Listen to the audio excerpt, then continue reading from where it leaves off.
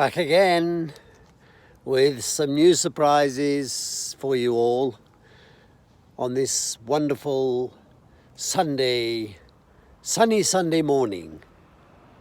And what am I going to talk about today? Well, I thought I could spend a brief word talking about motorbikes and scooters. Another subject which is favourite or a favourite for many people, for others less.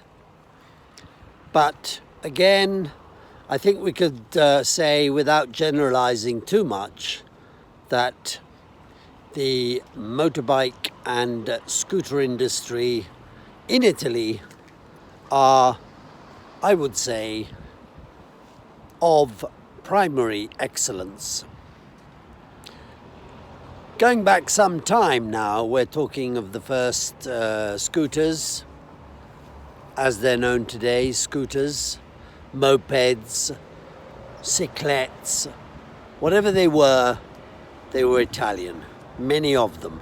Yes, we had the Japanese, Suzuki, Yamaha, Honda and other brands.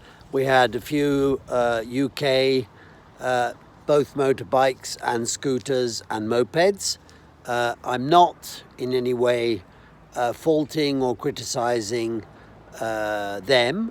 What I am saying is that in Italy, undoubtedly, we had an enormous range of all these bikes and bicycles. But perhaps that's another topic, because when we start talking about bicycles, we have such brands as Bianchi, as Colnago, as Mino, and many others.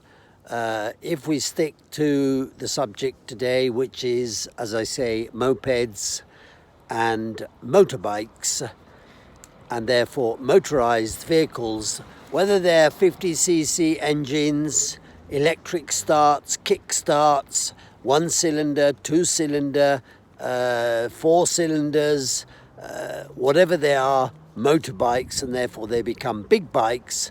I think amongst the most famous names, we have such names as Ducati, MV Augusta, Squarna, KTM, better known as KTM, SVM or SWM, some of whom made also, as well as road bikes, scrambler bikes.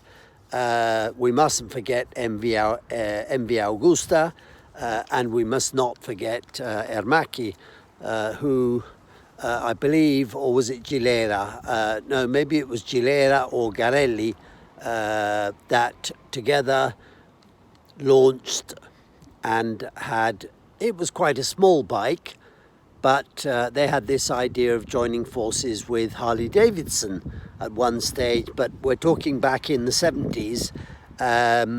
Whether or not it was an enormous success, I think what we want to try, or what we're saying, is that it is yet another market, which is an enormous market worldwide.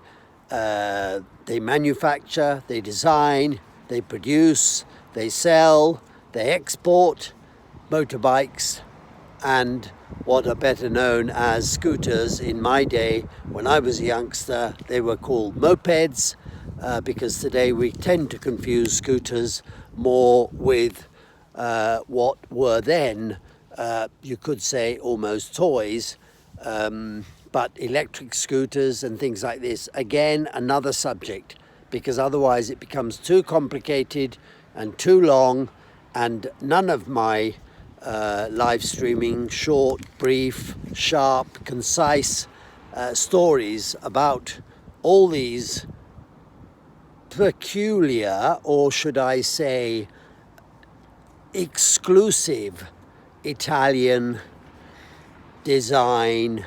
Again, we're talking design, we're talking engines, we're talking components, we're talking the assembling, the testing, and then the selling of these quality motorbikes, mopeds, scooters, and what have you.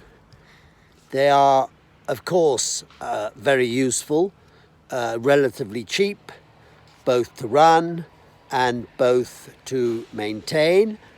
Yes, of course, we do have number-plated mopeds, scooters and motorbikes, and of course they are all insured, and therefore in the event of accident, they of course, if they are in the wrong, they pay damages to third parties, just as they should, just as motor cars do. If they have an accident, they pay the damages in the event of an accident. But just in a word, and I'll summarize it by saying that it's yet again another market of excellence and Italian excellence and quality products which really are difficult to beat.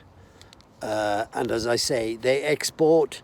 Yes, of course, they produce mopeds and motorbikes in other countries. As I say, it might be now, whether it's China or throughout Asia, or whether it's in South America, or whether it's in the States. We all know the best known bike in the States is, I guess, the Harley Davidson.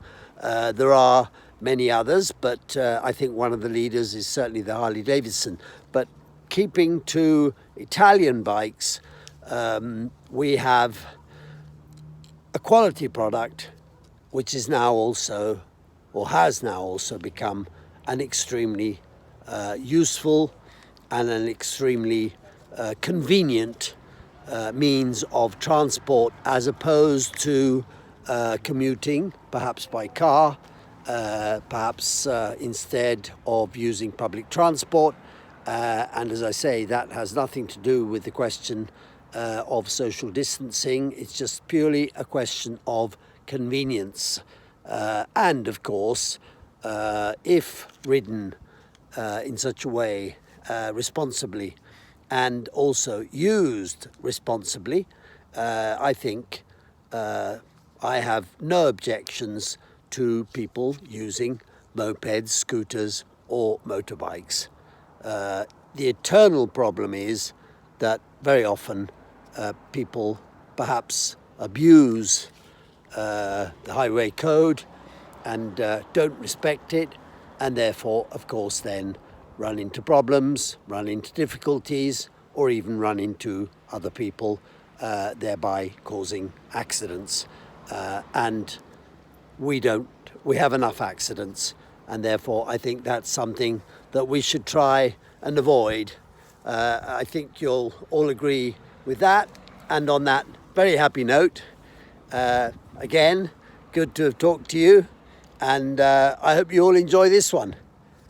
Thank you.